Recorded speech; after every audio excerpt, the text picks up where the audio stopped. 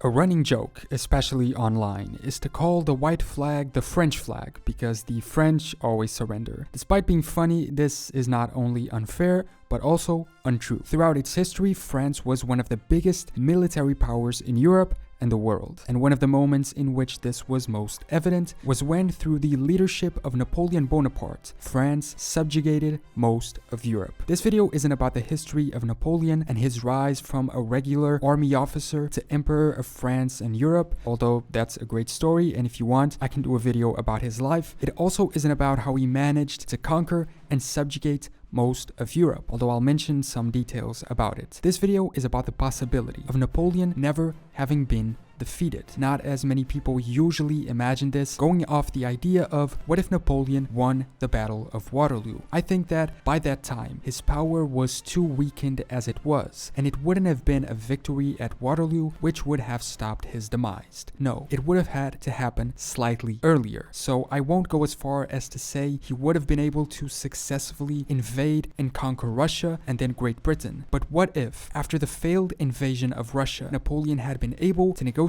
peace with his enemies, stopping his expansionist objectives and being able to maintain the sizable dimension of France at that time, as well as his control over most of the continent through client states and the placement of his family members as leaders of those countries. How would history be different since that time, and how would Europe look like today? What if Napoleon still wasn't victorious against Britain and Russia, but also was never defeated? In 1812, at the height of his power, Napoleon invaded Russia with a pan-European grand army consisting of 450,000 men. They entered Russian lands in June, but in November they were already on their way back, utterly defeated by Russia's resilience, war techniques, and of course, the winter didn't help. Out of the 450,000 men who marched into battle, only around 27,000 returned home, defeated, with 300,000 of their comrades fallen in battle and over 100,000 captured. Seeing an opportunity in Napoleon's historic defeat, Prussia, Sweden, Austria, and several other German states joined Russia and once again attacked France by the side of the British, starting a sixth coalition war against them. After a defeat at the Battle of Leipzig in 1813, the anti-Napoleon coalition offered peace to the French, called the Frankfurt Proposal. This was way before the Battle of Waterloo took place and offered a compromise for peace. The proposal put forth by, at the time, Austrian Foreign Minister Metternich was that Napoleon would remain Emperor of France, but France would be reduced to its natural borders. The natural borders were the Pyrenees, the Alps, and the Rhine. France would therefore keep control of Belgium,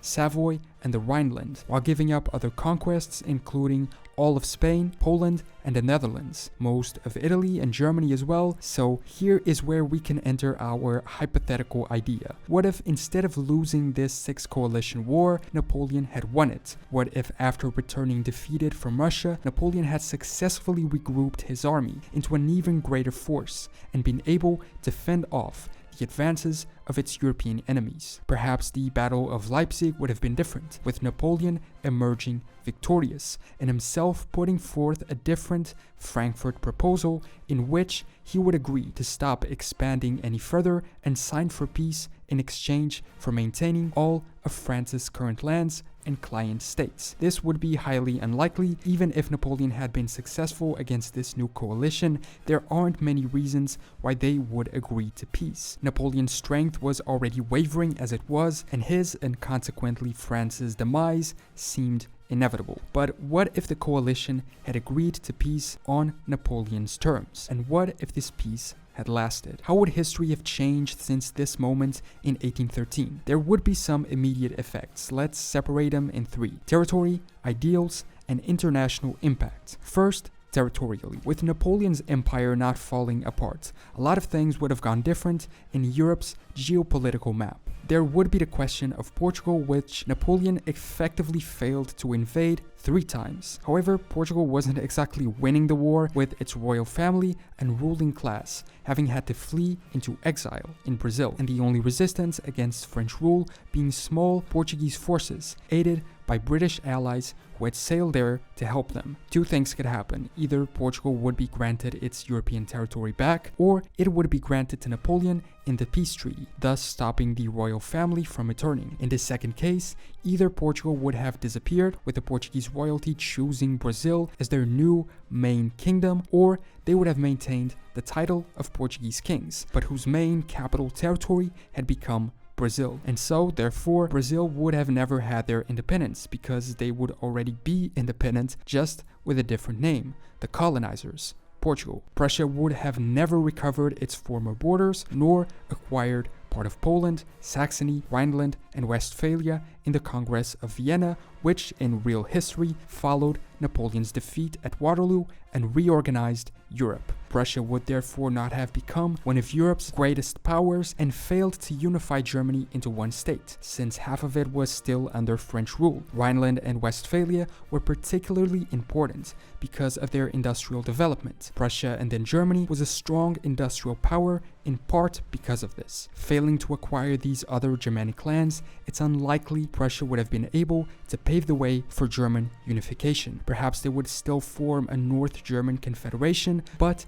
they would never get the West and the South. And so, one of Europe's main powers in the 20th and 21st century would have never existed. Italy in name would be, as it briefly was, a puppet of Napoleon in the north of current-day Italy, but in the south would be another puppet, Naples, not to mention the western part directly under French control. And so Italy as we know it would not exist. When Napoleon was defeated and Europe reorganized, Denmark was also forced to cede Norway to Sweden, mainly as compensation for the loss of Finland to the Russians, which the other coalition members agreed should remain Russian. If Napoleon didn't lose, perhaps Denmark would have managed to maintain Norway under its control, and the Norwegian independence process would be different or even non-existent. Other non-existent states would be Belgium, the Netherlands, and Luxembourg. Of course, they didn't all three exist straight after Napoleon lost, but their rise to independence would be much more difficult, if not impossible. The Papal States would not have been restored, and so perhaps today the Vatican, its successor state, would not exist as an independent state. But France would have certainly had to make some compromises, especially to calm the giants of Russia, which still had effectively defeated them in war. And so it's likely that the Duchy of Warsaw, meaning most of Poland at the time, would have still gone to the Russians, who would have also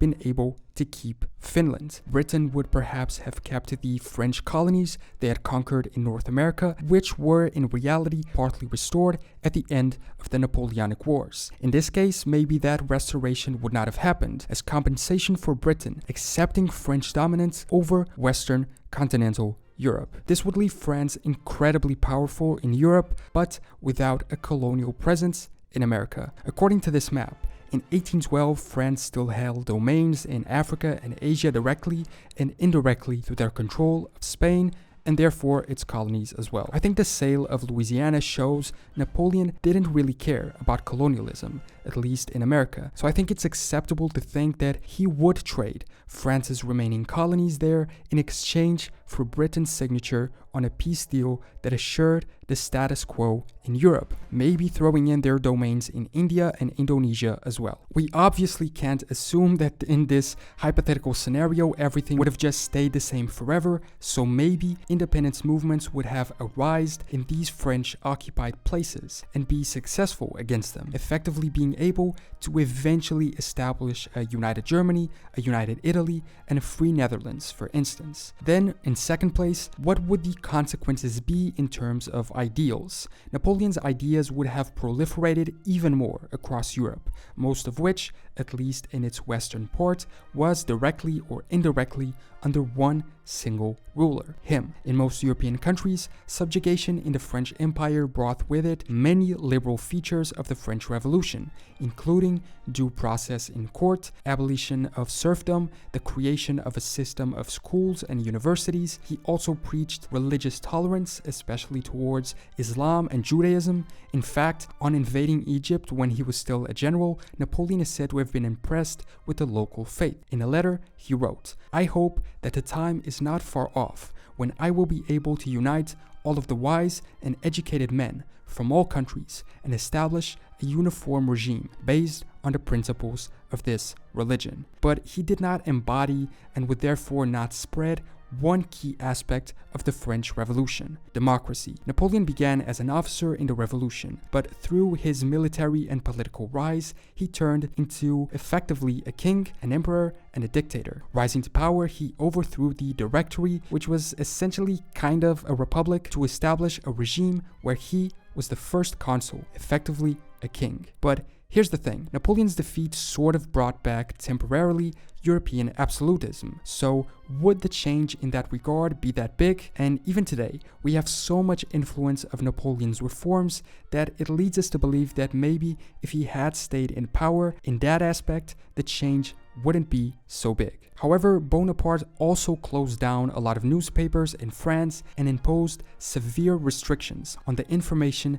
that the people received. Freedom of speech was practically non-existent. Despite eventually taking over the Papal States territory, he also signed the Concordat in 1801 with the Pope and made peace with Rome, encouraging Catholicism in France and going against the revolution's opposition to the church. He also restored titles that had existed during the French monarchy, and furthermore, the very much important civil code, still used in part by governments today, was extremely unfair towards women. And third, the consequences for the rest of the world. After Napoleon lost, the peace attained by the Congress of Vienna enabled the greatest intercontinental migration in human history. Immigration to the US rose to record levels as 30 million Europeans relocated to the United States between 1815 and 1914. In this hypothetical scenario, peace would have also followed, but would this migration still have happened? The Napoleonic Wars also played a key role in the achievement of Southern American independence against Spain. Would the same have happened and Napoleon not cared about the colonies of its puppet state, or being indirectly his colonies? Would he pay more attention to them and seek to assure they didn't achieve independence, at least not as easily? Some things would not have changed, however. Britain would simply have agreed to France's peace terms, and control of continental Europe, they would not have been defeated, and so their naval domain of the oceans would have continued. The lack of a British defeat is an important element in believing that their eternal ally, Portugal, the only of European nations to challenge the French-mandated continental blockade against the British, would in fact recover its land and remain present in Europe, and the British colonial dominance would have likely continued as well. Once again, it was Napoleon who decided to sell the Louisiana Territory to the United States because he didn't have many colonial aspirations and preferred to focus on European expansion. Even if his expansion would have stopped because of this hypothetical peace deal, they would have had to manage the aftermath of the war and the rule of these vast and perhaps uncooperant European lands. So, colonialism would probably still not be a priority. In reality, many Italians were already rebelling against French rule, and it would probably have happened in other places, like the Benelux, Catalonia, Switzerland, or the Rhineland. These independence movements would likely cause trouble for Napoleon and this French Empire. It's ironic. While wanting to conquer and rule over most of Europe, Napoleon also instilled in many Europeans the ideas of patriotism for their own country. The glorification of France and its empire made those he conquered want to do the same. And so, enforcing this ideology of his would probably have been a recipe for its own downfall, as occupied nations would want to rebel to achieve the same type of glory that Napoleon's France had. So now we've understood the immediate consequences. How would France go forward in history after this hypothetical peace deal that assured its European domain? France itself would directly reach into the Benelux, Catalonia, Western Italy, and Illyria in the Balkans. Although Illyria is likely to become its own puppet state or join Italy due to its territorial separation from the rest of France. They would retain Spain, maybe Portugal, Western Germany through the Confederation of the Rhine, and Northern Italy through the Kingdom of Italy, and Southern Italy through the Kingdom of Naples as puppet states, most of which, if not all, ruled by Napoleon's family members. Despite abdicating from its American and Asian colonies, they probably wouldn't do so in Africa, and would expand into the north and west of the continent in the same manner they did in reality, perhaps even more, without the competition of Spain and Italy, and maybe not even Portugal, who would, in this scenario, be their puppet states. In reality, Napoleon died in 1821, being exiled on the island of St. Helena. It's hard to say if this would have also been the date of his death if he had remained Emperor of France. But regardless, it's important to wonder how things would go in this alternate reality after his death. Who would inherit the throne? And would that person be able to maintain control over the vast empire, especially the rule over puppet states? The placing of Napoleon's brothers and cousins in the seats of power of other European nations makes us believe that yes, it would have, at least for a while. In fact, House Bonaparte still ruled France for a little bit of time after Napoleon's defeat and death, however briefly. In fact, despite heavily disputed, the House of Bonaparte continues until today. And there currently is a man calling himself Napoleon VII. But it's kind of messy. He's the grandson of Napoleon VI, who was the son of Napoleon V, grandson of the original Napoleon's younger brother, Jerome Bonaparte. In this hypothetical scenario, it would be these heirs, one after another, who would need to rule and try to keep the empire throughout the 20th and 21st centuries. World War I and II, as we know them, would end up not happening because Germany would likely not have been united. The Entente and the Allies would probably never form, as Britain and France would remain the main opposing forces of Europe instead of being allies, along with Russia, Austria, and the Ottomans. But other wars would have maybe happened, taking the same dimensions, only with different reasons. World War I was caused by problems in the Balkans. This could have still happened. Russia would have still intervened to defend Serbia, and the only question is, who would France and Britain side with when a united Germany and Italy weren't in the picture? With Germany out of the picture due to this scenario, perhaps the Ottomans would also not side with Austria, therefore maybe not being set against France and Britain and not losing their empire, which could have gone on until today, or simply fallen apart on its own due to local independence movements, perhaps ridding us of some of the instability in the area, which dates back to the British and French occupying those lands. Napoleon or his heirs might also seek to once again go to war on their own in Europe, as their empire was in part based on the idea of restoring the glory of the Romans or of Charlemagne's empire. In fact, at Napoleon's coronation, which took place at Notre Dame in Paris in 1804, two separate crowns were brought for the ceremony: a golden laurel wreath recalling the Roman Empire, and a replica of Charlemagne's crown. If they were able to successfully colonize North Africa, it's likely that they would want, once again, to venture into Egypt and the Middle East, going to war with the Ottomans, and wanting to meet the Roman achievement of controlling the Mediterranean. They would also maybe have to go to war with the Austrians over the Balkans, and it's unlikely the British would sit by and watch them do so. So even if Napoleon had been more successful after the failed Russia campaign and achieved a medium-term peace, war was certain to continue, and the likelihood of Napoleon winning them one after another is unlikely. In real history, it took 6/7 coalition wars to defeat him. Maybe in the scenario, it would take 10 or 11, but the end result would probably be the same, except slightly delayed. It makes us think that due to the nature and ambitions of Napoleon and his empire, their downfall was inevitable. In fact, it's usually the cause of the fall of most empires: overambition and overextension, causing its maintenance impossible. In the odd chance that they would have been able to maintain the empire, maybe they would be able to find some type of federal solution, granting the initial puppets further independence and local autonomy to other areas like Savoy,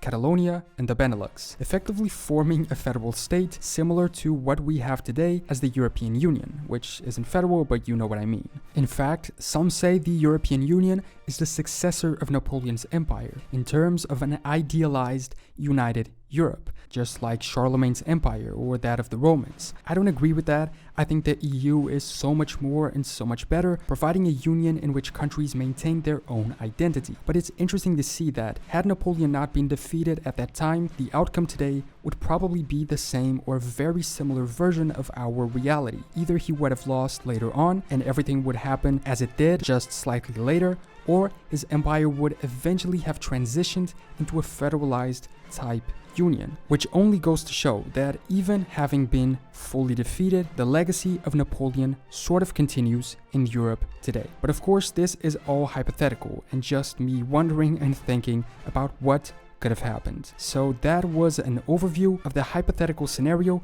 of Napoleon avoiding defeat and being able to sign for peace with his European enemies before the Battle of Waterloo, maintaining his European empire, and what hypothetical consequences that would have immediately in Europe, the world, and in the way that history would have taken place in that case, with specific historical events likely not having taken place or happening in entirely different manners. I prefer real history to exploring these hypothetical what-if scenarios, but they're also fun to think and talk about, so if you have any other ones you think would be cool to make a video on, just let me know in the comments. Thanks so much for watching this video, subscribe if you want, and I will see you next time for more general knowledge.